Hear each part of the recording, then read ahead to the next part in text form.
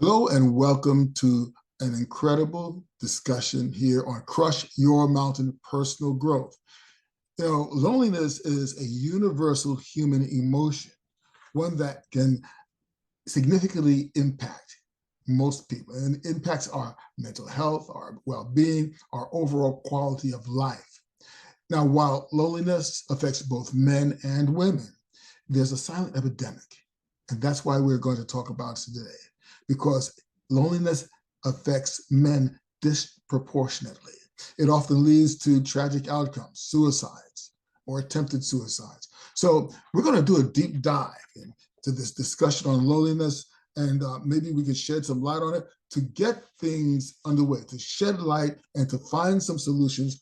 I've had the pleasure of encountering one of the premier individuals in this field of coaching, Mr. Russell Creed. He's the founder of Invictus Life Coaching, and we're going to address this issue. Let me just tell you a little about it. I'll tell you why I love the title Invictus, okay? Because that's the title of a poem that I learned at an early age. My mom used to quote that poem to me, the idea of being unconquerable, being the master of your fate, the captain of your soul. As the founder of Invictus Life Coaching, Russell helps high-achieving men get unstuck, refocused, and fired up to write their next chapter.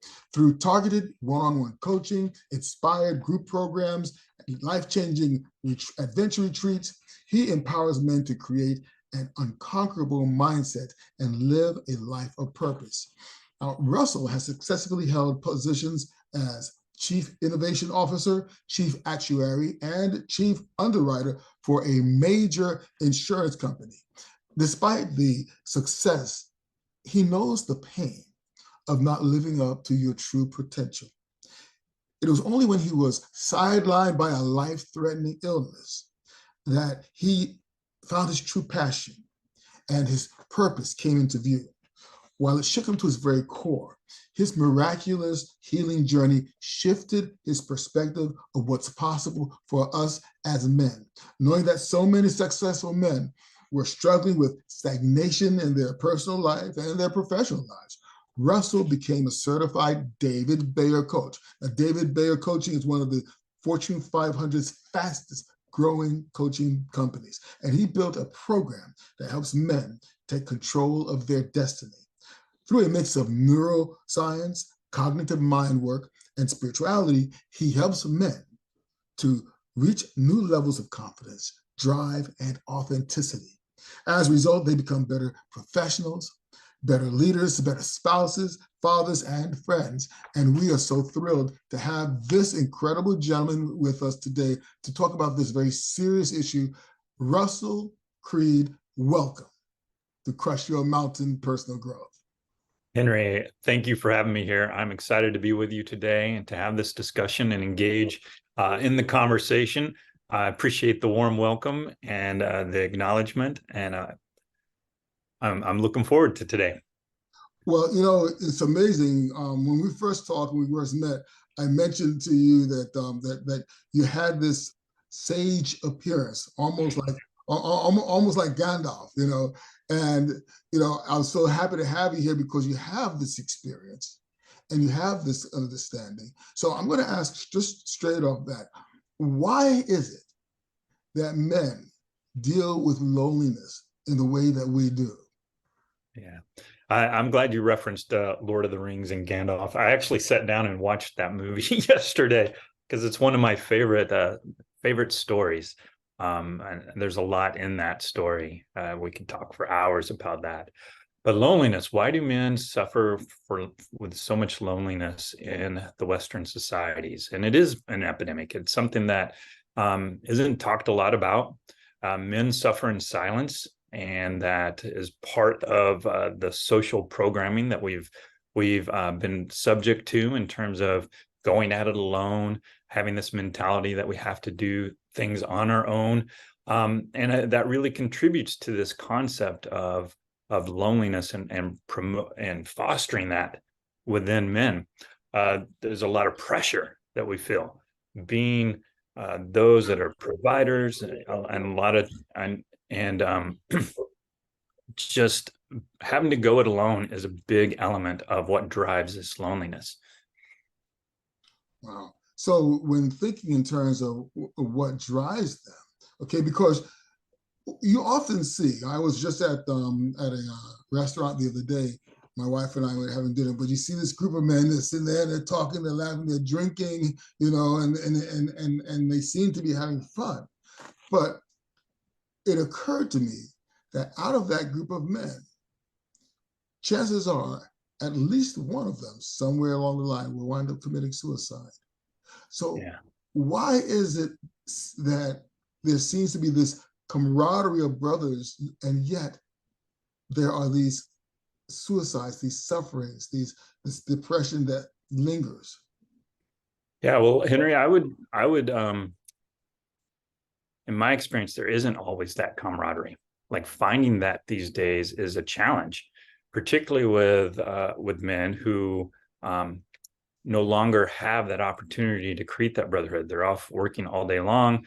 You know, this industrial society has separated us to where we're in cubicles and offices, and we aren't working side by side with others like we used to. And so this tribal aspect of what used to be a man culture has been eroded, particularly in America and in the UK and these Western societies. So yes, there are some instances where you're going to find that element where men do gather and they have fun and they're laughing and so forth. But I think that's all too rare these days, and that it takes a lot of intention and effort to make that happen. And even when it does happen, to take it to that next level to where men are really connecting beyond just the weather and the sports and the jokes and, you know, having a drink, that takes courage, and it takes a willingness to go to another layer that most men are not equipped with these days or feel comfortable doing. What role do fathers, or even the lack of fathers, play in dealing with that sort of situation or creating Yeah. that situation? Yeah, I think that's a big element, right? If we think about 100 years ago, how did men work together? Well, a lot of times we were in this agricultural society where men worked side by side in the field. You would go out, you'd help your neighbor. Um, the boys would come alongside men and do it as well. And so there was this mentorship that occurred on a day by day basis, as we were all working together, and they got to observe and see, and you had that daily interaction, which doesn't really, it's not as prominent these days. Again, when fathers go off and they're in a cubicle or they're somewhere else all day long, and the boys don't have that opportunity to see how you interact or how those relationships are created, you know, there's that void that gets created, and you just don't have that opportunity to work together like we used to. Now, you know, there are plenty of fathers out there that are involved and engaged with their children, right? And that's important. And that those that do engage, there's a much more successful you know, their kids are going to be more successful in creating that. But when the father's absent and there isn't that role model, that makes it even that much harder. Oftentimes, a father or a mother, but generally we're talking about men. So fathers can oftentimes be absent in spirit. Yeah. There's Yes. an emotional disconnect, especially when it comes to the teenage years. You know, Right. you know, what challenges now have you dealt with that in practice in bringing the boys and men together for the sake of that connection, or how does that work for you? You know, Henry, I grew up without a father, so I understand what that pain is like, and not having that connection, um, and always being raised by women, and you know that becomes the model, and many men who fall in that practice or in that raised that way fall into this pattern of being the good little boy. which ends up becoming a people-pleasing kind of attitude. And so while I don't work specifically with men and boys, and I haven't created programs for them yet, although that's on my radar, what I do find a lot is that there's a lot of men that are struggling with that, what we call the nice guy syndrome, that people-pleasing syndrome. And so they're always, they're not living in alignment with their purpose. They're not living in alignment with understanding who they are and what they want. What they're being driven by is this deep need to please others and to be seen as this good little boy that still kind of dominates the psyche, right? And so that's from growing up in that environment where mothers are raising kids on their own. And unless they're cognizant of that, and unless they're helping boys get out of that mindset, it's pretty common. So that's what I see a lot of, is this whole nice guy syndrome, people-pleasing mentality that a lot of boys have and men have. And I was one of those, right? I grew up without a father. I was surrounded by women who raised me. Many of my early jobs when I was a teenager, usually a woman was my boss, and there's nothing wrong with that. I'm not trying to denigrate that. We need women to stand up and be in places of leadership throughout our culture. And I think that's on the rise, which is fantastic. And there's an element of nurturing that's part of that relationship a lot of times, which is fantastic for a mother, but it's not the best thing for boys and for fathers, right? The need to learn that independence, need to learn about who they are and what their purpose is in the world, and to live into that. That's so very true. Now, okay, I have a great company that promotes women. I love my boss and my boss of bosses, and I personally call that the matriarchy, but it is, and it's incredible because they have so many amazing insights into bringing things forward, bringing people forward, bringing the team together, But on the level of men and dealing in the growth of men, okay, then we are talking about men needing to understand the standard of manhood, and oftentimes I feel that that's lost in American society as a whole, but just in the various subcultures. When you think about every culture on the planet at one time had rites of passage that allowed for the adolescent or the pre-adolescent to move into this state where he is now considered a man in the community, and therefore is given responsibilities, given insights. Maybe now the wisdom of the man is imparted, and I find that that's lost in society, and perhaps in a lot of ways, one can argue that it can be problematic because some of that insight might be against the other. You see, those are our enemies. But oftentimes, really, if there's a unity of a people, then one can say that one can impart the standard of manhood in terms of acceptance of your brother, regardless of the hue, regardless of the tone, regardless of the perspective and origin.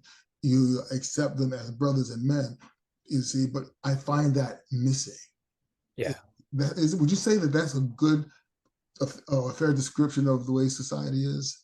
It is today. Yeah, I would agree with you that that is lacking. And it has an impact on society. Has the impact of men growing up still thinking they're acting much like boys, in how they approach life. And as you point out, I think it does create that separation that exists in our society. Like, one of the things that I feel is one of the biggest problems that we have in our society today is this idea that we're separate. And a lot of our culture, individualism and that lone wolf mentality is sort of idolized here in America, right? But this idea that we're separate and apart is one of the things that I think leads to loneliness, right? Because we always think we're separate and apart, and we miss the idea that we are actually part of a community, that we are part of a brotherhood, not just in our local community, but in the world, and our brothers and sisters throughout the world, that we are all connected in some way. And there's a level of connectedness that many of us don't even perceive or understand. I think about remember that old movie, It's a Wonderful Life? Yeah. And George Bailey, who got the main protagonist there, was in this state where he felt like life was useless, that he wasn't doing anything, he was all alone, and he was in this place of suffering from loneliness, and felt like that he made a huge mistake and was ready to end it all. Well, thankfully, an angel was sent to save him, and Clarence, the angel, helped him see the impact he had on life. Because a lot of times we can't see that, right? That's our story. Many of us, that's our story. It's like we go through life, we don't realize the impact that we have and how connected we really are to everyone around us. And we end up with this false idea that we're alone, that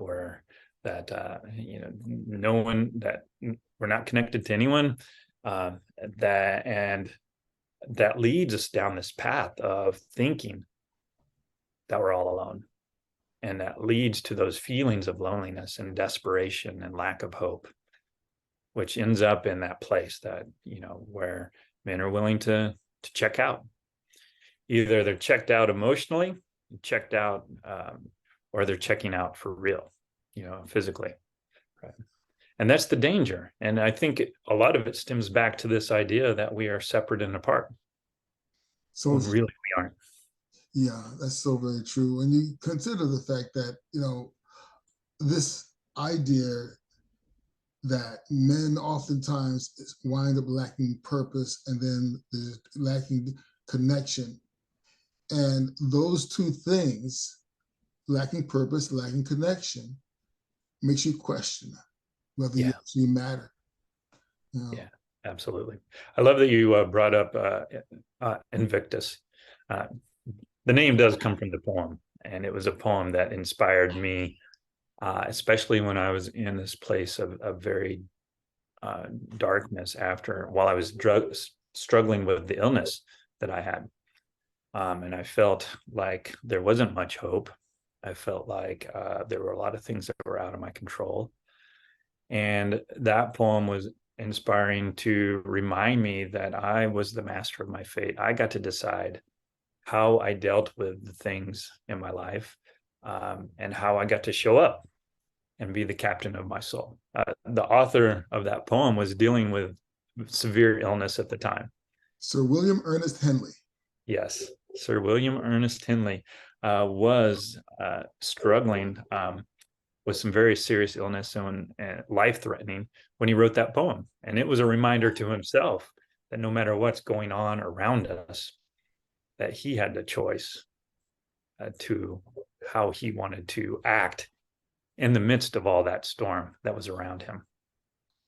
It's amazing that years ago, the memorization and recitation of poetry was part of schooling, actually, but it's also part of family life.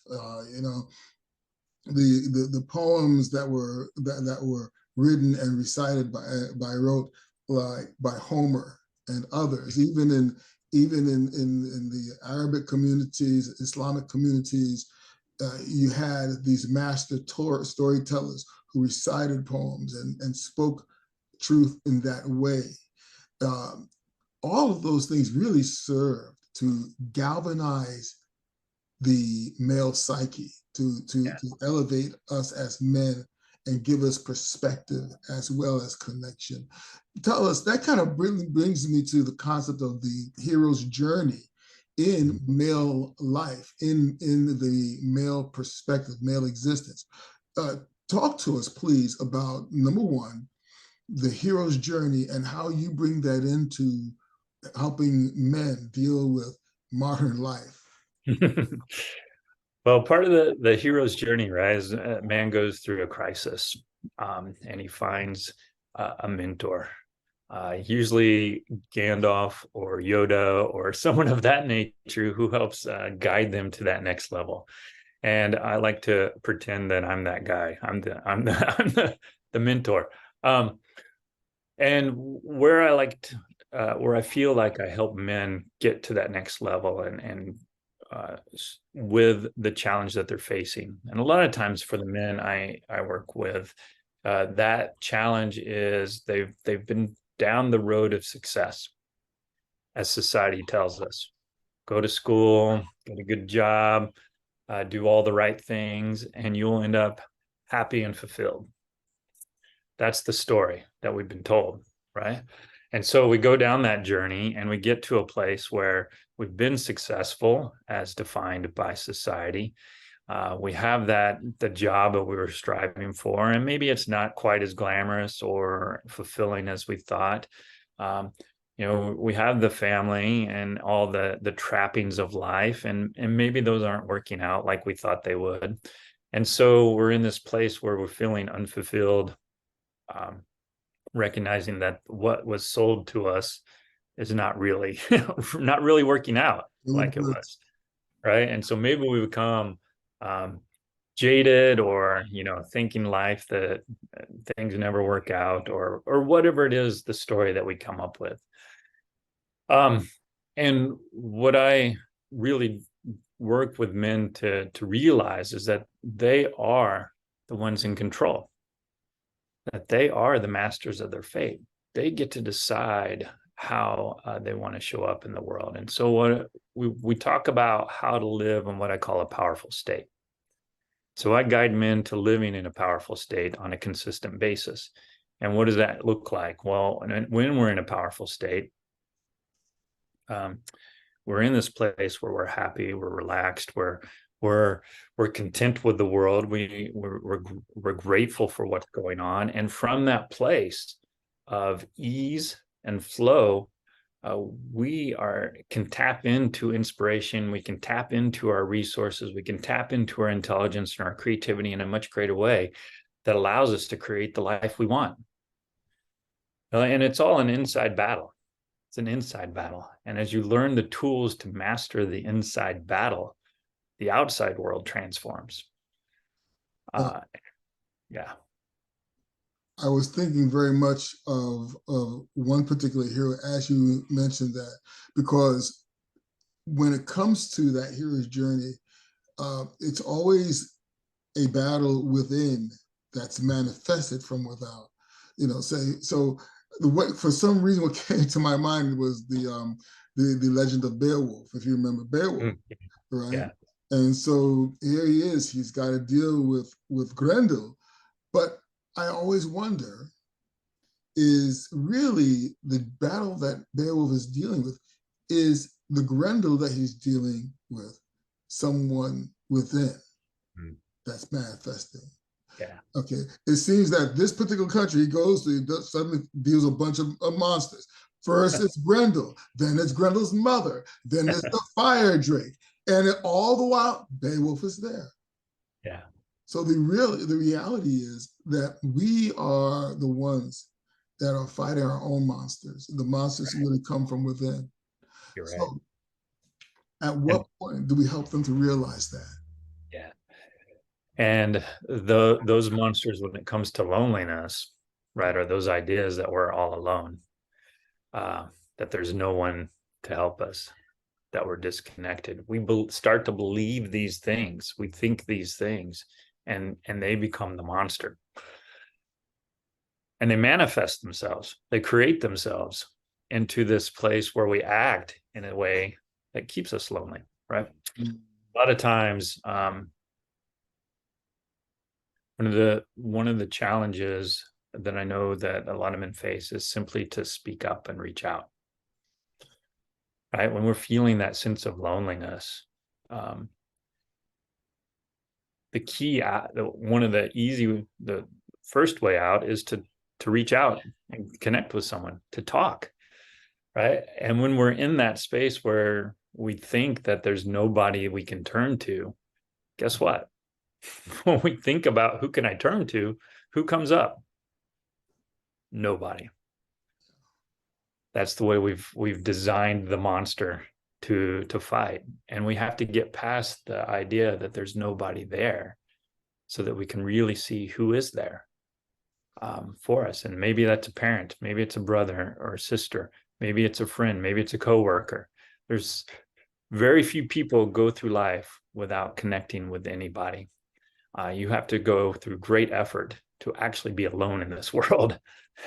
Given the size and the population and people in together, to be truly isolated alone, you have to go a far distance, right?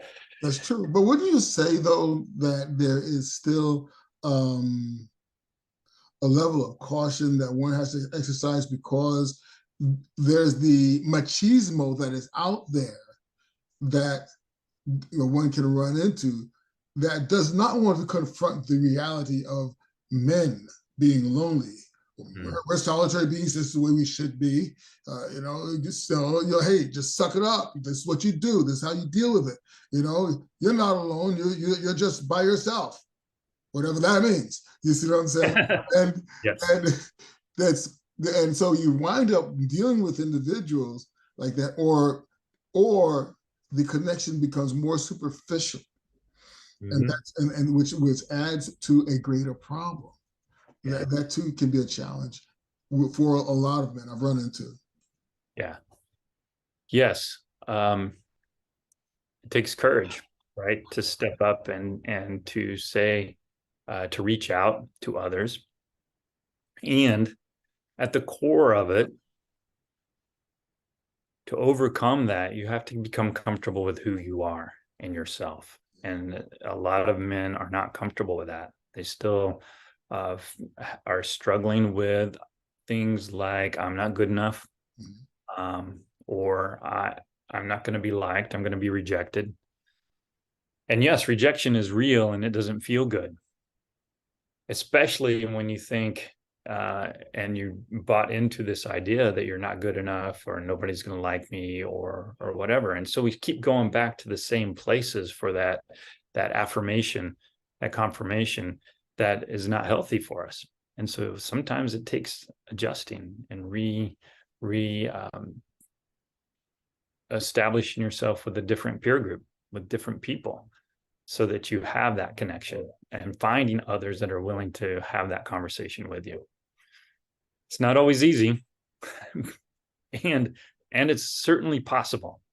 And there are plenty of people out there, plenty of other guys who are serious about making connections, to having that conversation, willing to step into the place of discomfort and stand side by side with you. One of the things that I am working with many of my clients is bringing them together and bringing their sons along, and creating the idea of the rite of passage, creating the idea of the quest. And we do the father's quest, and the father's quest is the father and son are given a specific task to achieve, and to travel to a certain destination, and to do it together. Now we do it slowly. It's something easy, because a lot of these guys are urban guys, so they're not going out in the wilderness anytime soon. But the next step, the next level, is to bring them to the point where they can hike across the forest and come out on the other side, working together and dealing with the adversities along the way. And learning to work together, and the father learning. And sometimes, depending upon the relationship that's happening, sometimes I would have to go with them to sort of say, okay, Dad, take a step back. Let's look at him and understand where he is. Son, take a look back.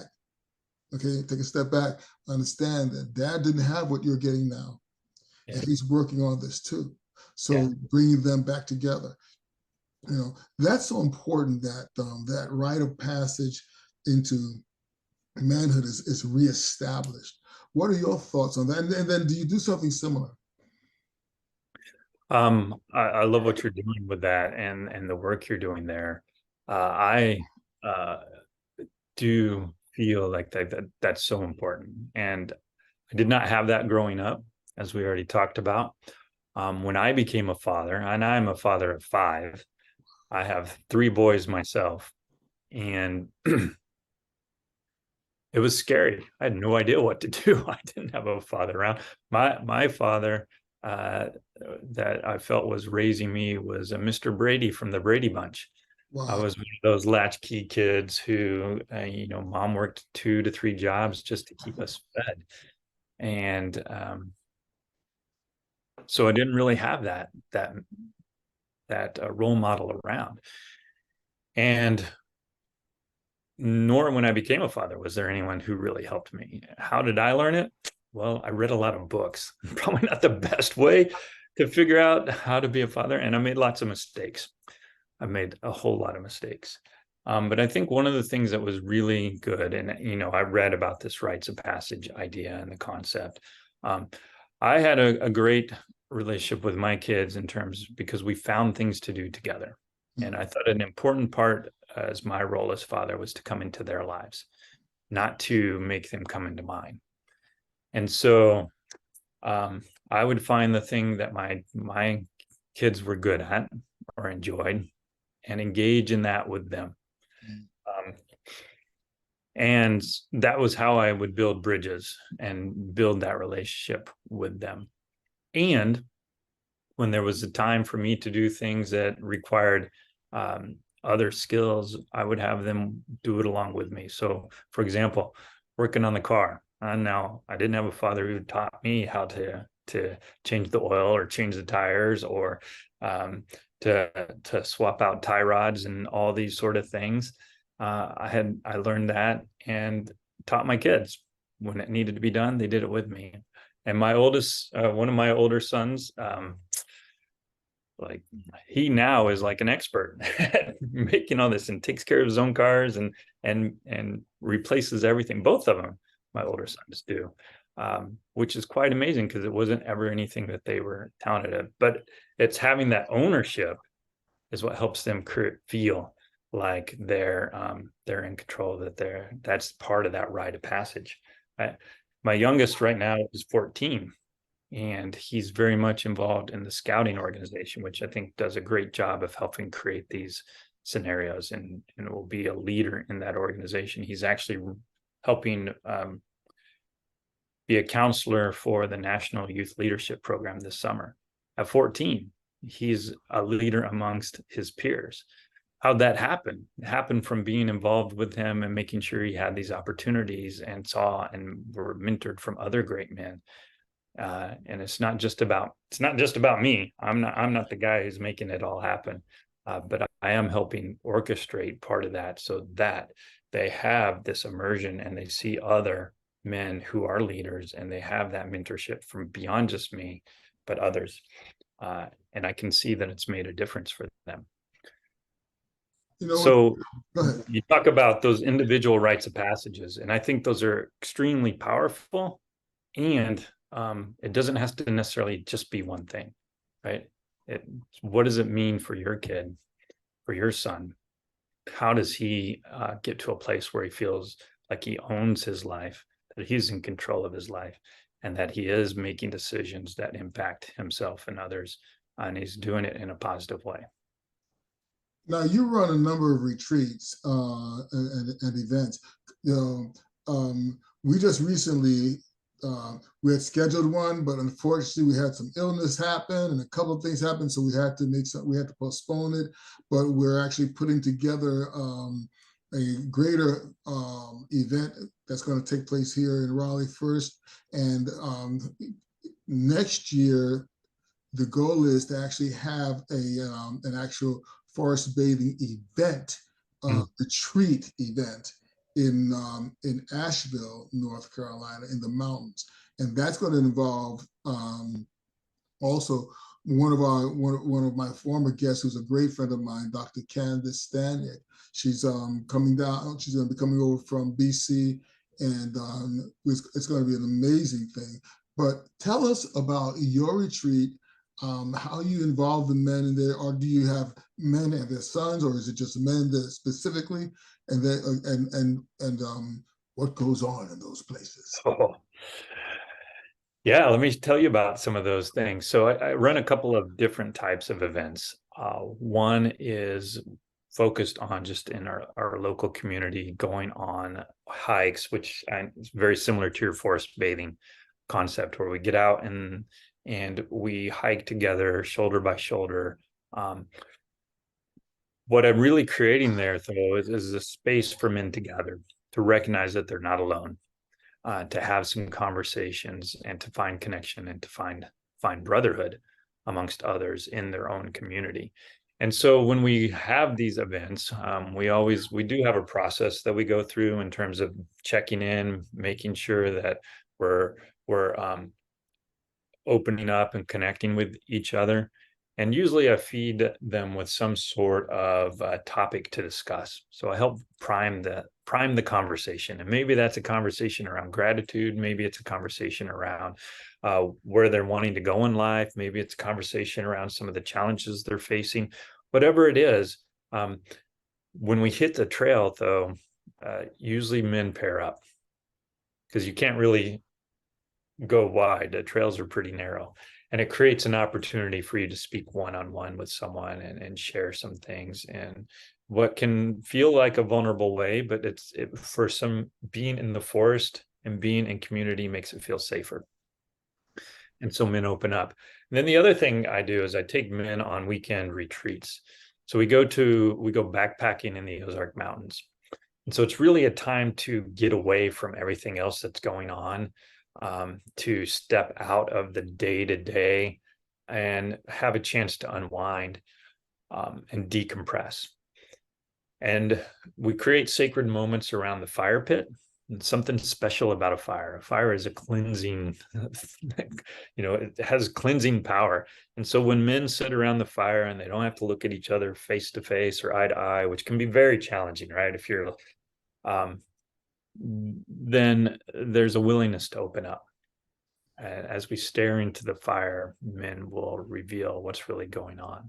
And so we create that sacred space to share. And I think one of the key things that always comes out of this conversation is this recognition that they're not alone.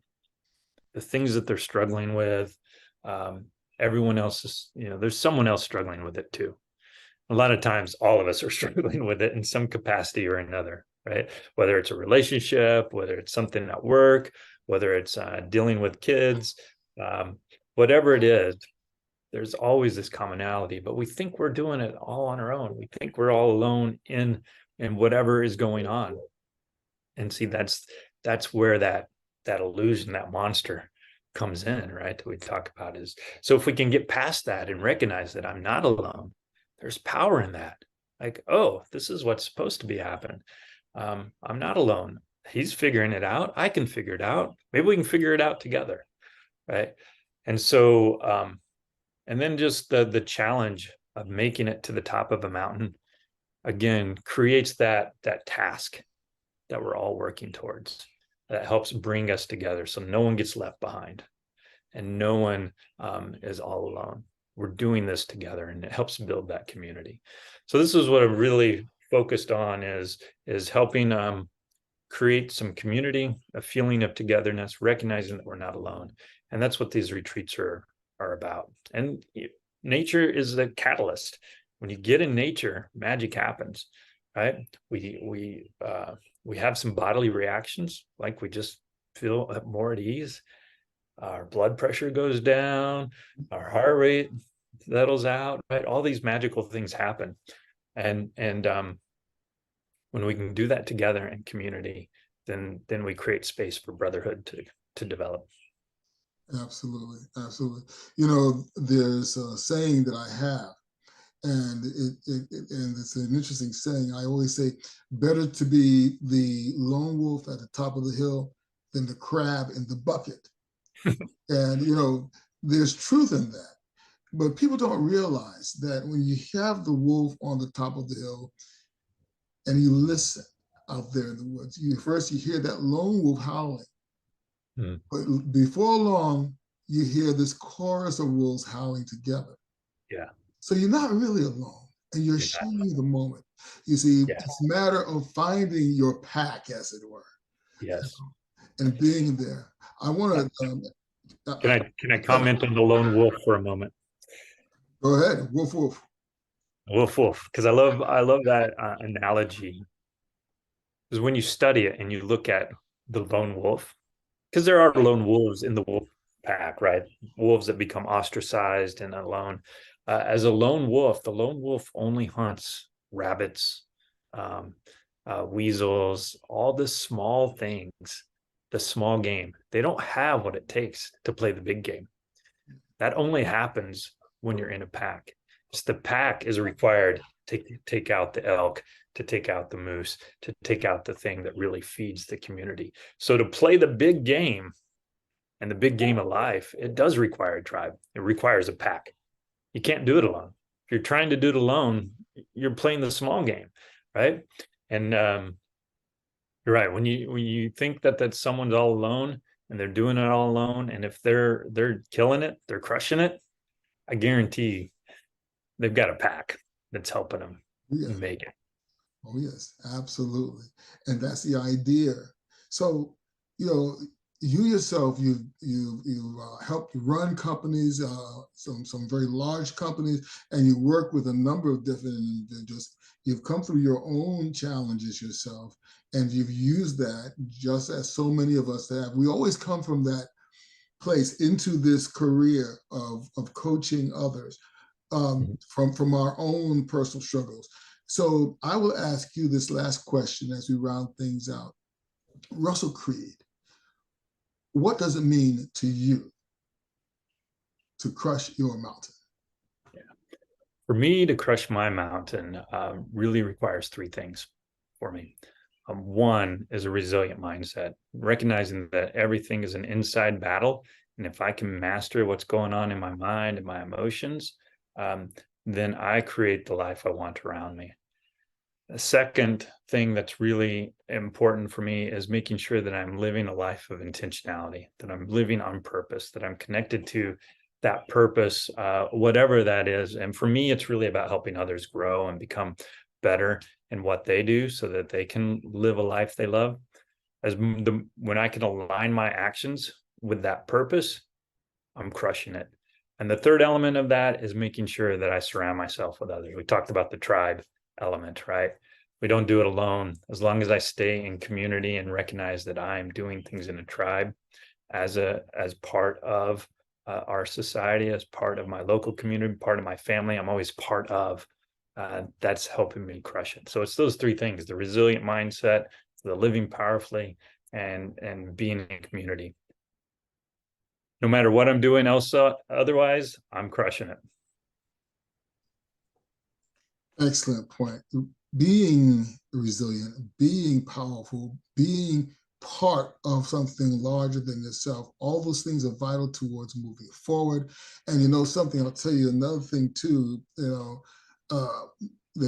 ironically, I've always been a bit of a loner. Ironically, I've always been a bit of an introvert. I'm naturally so.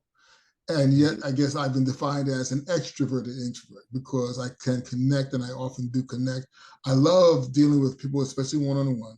For some reason, I have always had a greater connection with various diverse cultures as opposed to, just the one. But that's helped me out in a lot of ways because I engage individuals, I know the individuals, but it's so important that we take that and we can move forward not just as the one singular person, but as the group of people, the amalgamation of a unit, and move forward like that. You have the vision in my mind of that school of fish or that immense flock of birds that fly, and they all fly in unison, and they seem like this one great iridescent mass in the sky or in the sea. Essentially, that's the individual connecting with others. Yes, it's a great illustration. You know?